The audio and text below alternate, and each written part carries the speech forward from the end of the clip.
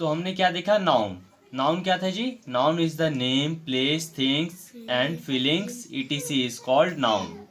ये हमारा नाउन हो गया। नाउन के काइंड्स कितने होते हैं, काइंड्स ऑफ नाउन?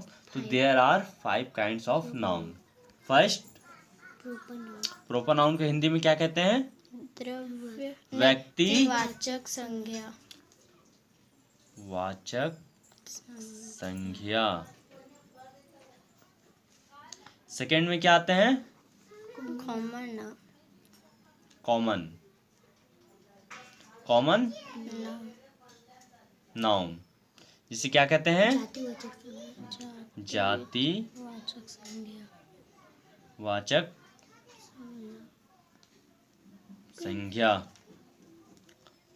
फिर थर्ड नंबर जी, मटेरियल नाउन। मटेरियल नाउन, इसे क्या कहते हैं हिंदी में? द्रव्यवाचक द्रव्य वाचक संज्ञा। ये हो गया।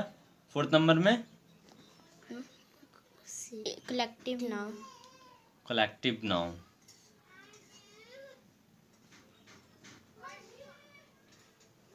इसे क्या कहते हैं? समूहवाचक संज्ञा। समूह वाचक संज्ञा। फिर क्या है? फिफ्थ नंबर, लास्ट रह गया। लास्ट एंड फिफ्थ क्या है? Abstract noun. Abstract noun. Noun, जिसे कहते हैं? भाववाचक संज्ञा। भाव वाचक संज्ञा। वाचक संज्ञा। ये हो गया हमारे। अब देखते हैं कि फर्स्ट क्या, प्रॉपर नाउन किसे कहते हैं? हमारा फर्स्ट क्या है? Proper noun. तो प्रॉपर नाउन को क्या कहते हैं हिंदी में? व्यक्तिवाचक संज्ञा। तो व्यक्तिवाचक संज्ञा किसे कहते हैं? तो इसमें सिंपल सी आता है कि जिस शब्द से किसी खास व्यक्ति या एक व्यक्ति का बोध हो, स्थान, वस्तु का बोध हो, उसे क्या कहते हैं? व्यक्तिवाचक संज्ञा। जिस से किसी एक व्यक्ति किसी एक या खास कर दीजिए, किसी एक या खास व्यक्ति वस्तु स्थान इत्यादि का बोध हो, उसे ही व्यक्ति वाचक संज्ञा कहते हैं। हो गया। सिंपल सी था। क्या कहते हैं? जिस शब्द से किसी एक व्यक्ति या खास व्यक्ति, वस्तु, स्थान इत्यादि का बोध हो, उसे ही क्या कहते हैं? हम व्यक्तिवाचक संज्ञा कहते हैं। क्लियर? चलिए नेक्स्ट आते हैं। अगर इसे इंग्लिश में भी देख सकते हैं तो सिंपल से बोल सकते हैं, in which word are shows to a separate name या special name, place, things is called proper noun. Second number में आके देखते हैं। सेकेंड नंबर में क्या था जी हमारा? कॉमन नाउन, जिसे क्या कहते हैं? वाचक संज्ञा। तो जातिवाचक संज्ञा किसे कहते हैं? जिस शब्द से पूरी जाति का बोध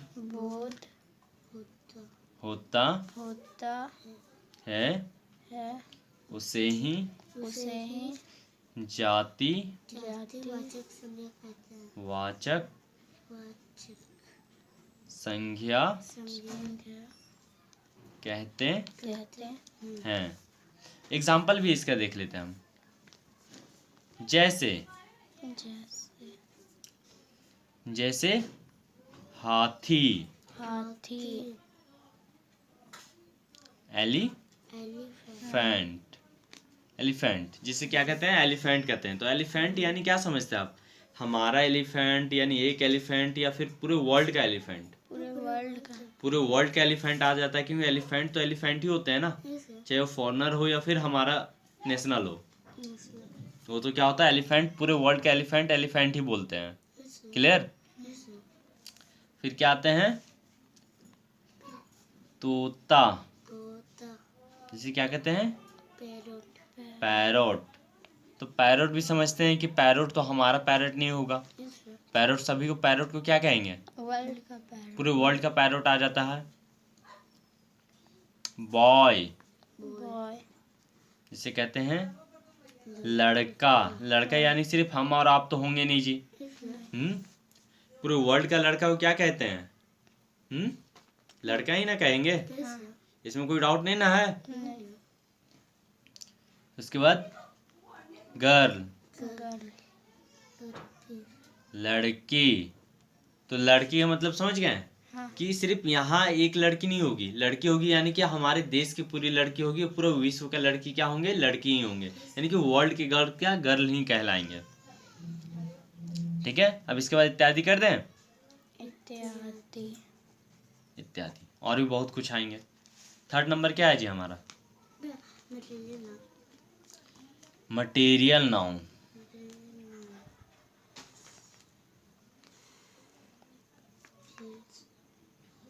मटेरियल नाउन इसे क्या कहते हैं हिंदी में? पीछे मटेरियल नाउन लिखा दिए थे। कोई बात नहीं। द्रव्य, द्रव्यवाचक संज्ञा, वाचक संज्ञा। द्रव्यवाचक संज्ञा। तो द्रव्यवाचक संज्ञा कहते किसे हैं जेन्युइन? अभी हमने बताया था। किसे कहते हैं? जिसे जिसे हम नाप नाप या या तौल न सकते सकते हैं, परंतु गिन नहीं सकते, परंतु क्या? गिन नहीं सकते, गिन नहीं सकते हैं। गिन नहीं सकते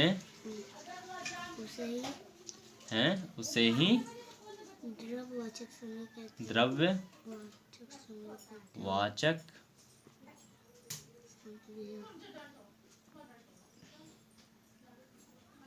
कहते हैं। हो गया क्लियर? चलिए स्टॉप कर दीजिए।